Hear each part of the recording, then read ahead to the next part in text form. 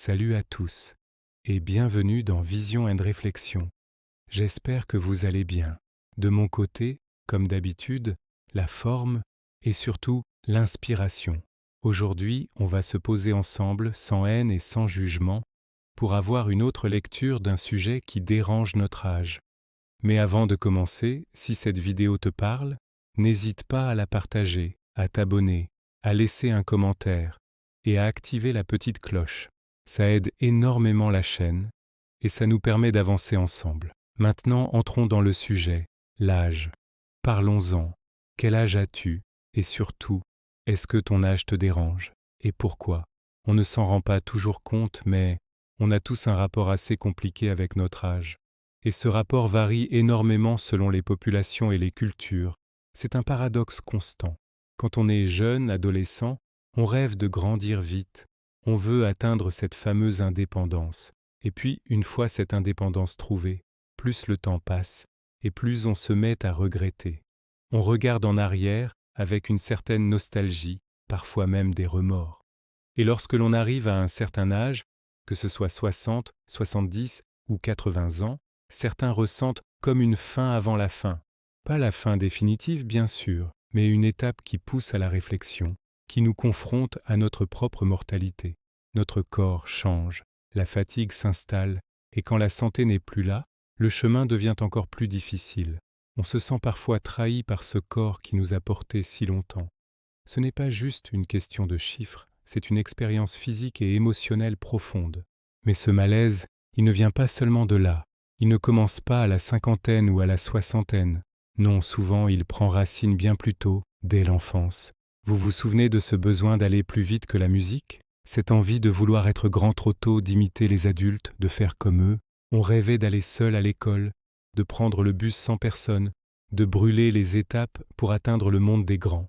On était pressés d'arriver à un futur qu'on imaginait plus libre, plus excitant.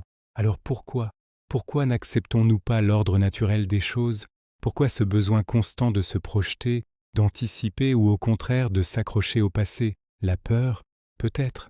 La peur que tout s'arrête? Sans aucun doute. Mais alors, pourquoi avoir peur que les choses s'arrêtent si, de toute façon, nous ne profitons jamais vraiment de ce que nous avons, de l'instant présent? C'est une question qui mérite qu'on s'y attarde. On court après un futur incertain en fuyant un présent que l'on ne prend pas le temps de vivre. On change si vite. Nos émotions, nos relations, nos certitudes, tout est en mouvement perpétuel. Aujourd'hui, je t'aime. Demain, tu es un sale type. Et 20 ans plus tard, on se dit avec un soupir, « Ah, si j'avais su !» Cette phrase, elle résume toute l'ironie de notre rapport au temps.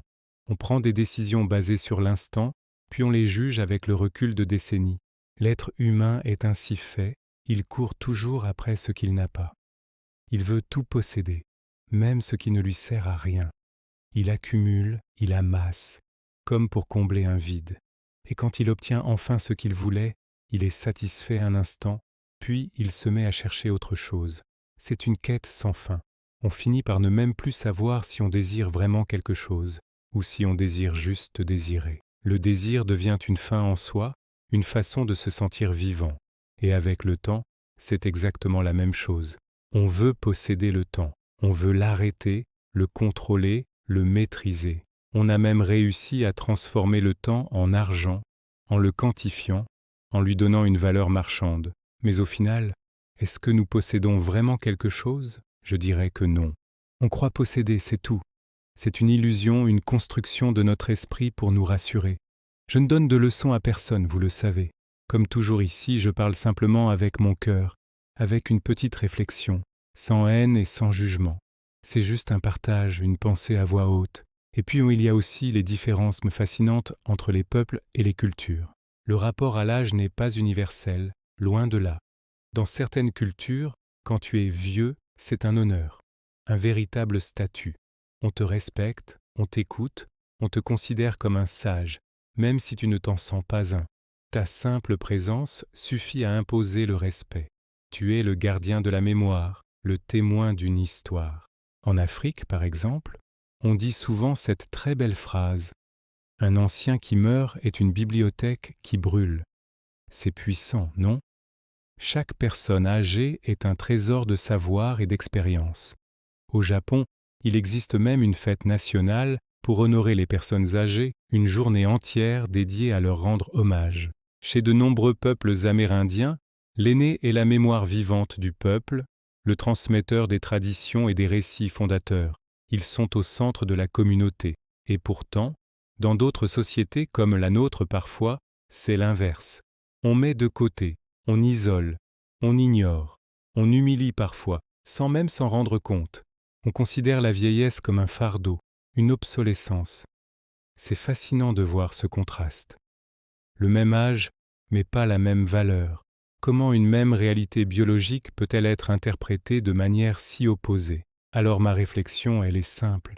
Et si on prenait enfin le temps d'apprécier les choses, de vivre réellement, pleinement, au lieu de toujours essayer de posséder le temps, à moins que ce ne soit le temps qui nous possède?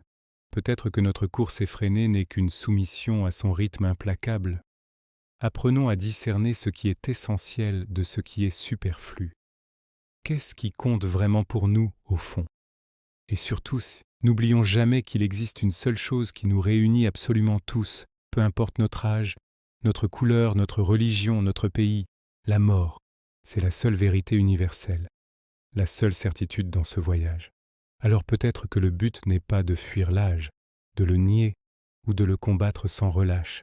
Peut-être que le but, c'est simplement de vivre bien, entre ces deux points que sont la naissance et la mort, d'habiter pleinement le temps qui nous est donné. Voilà pour la réflexion du jour. Merci de m'avoir écouté. Prenez soin de vous et à très bientôt.